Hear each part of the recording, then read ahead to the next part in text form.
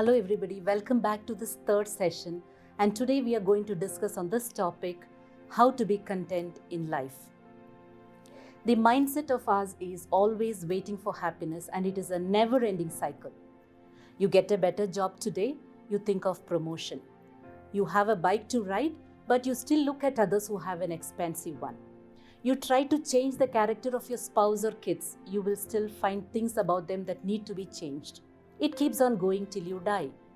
Instead, learn to be content now without any external changes. Now, being content means being satisfied with what you have.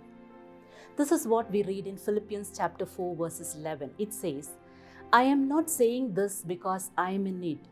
Paul says, for I have learned to be content whatever the circumstances. We need to learn to be content. How can we learn this?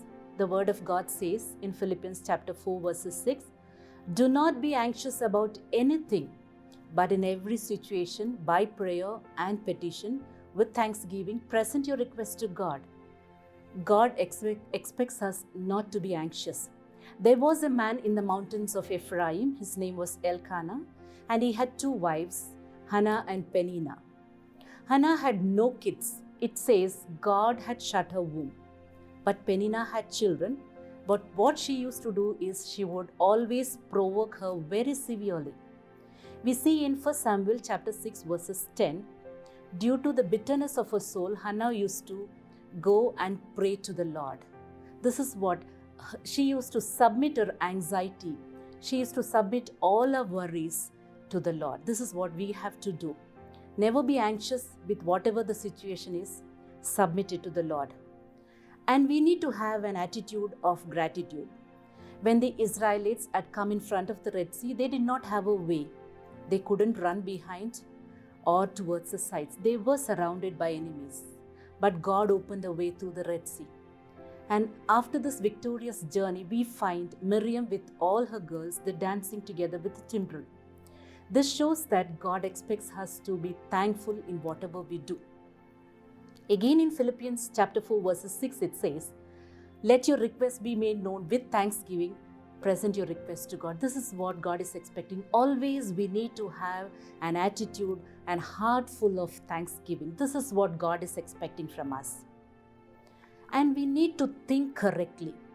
In Philippians chapter 4 verses 8 again it says, finally, brothers and sisters, whatever is true, whatever is noble, whatever is right, whatever is pure, whatever is lovely, whatever is admirable, if anything is excellent or praiseworthy, think about such things. Do not go to think negatively.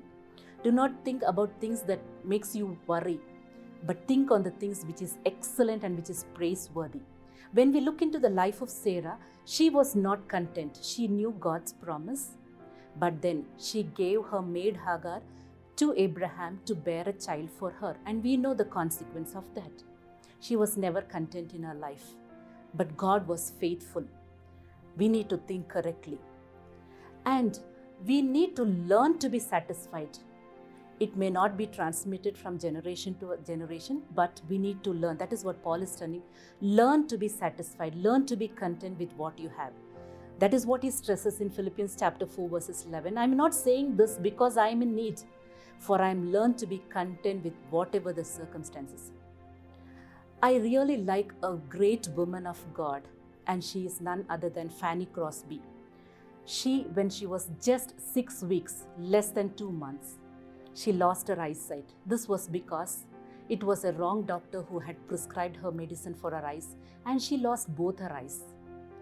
But she never gave up. She wrote many famous hymns, around 9,000 hymns she wrote, some of them which are very famous. Safe in the arms of Jesus, blessed assurance, to God be the glory.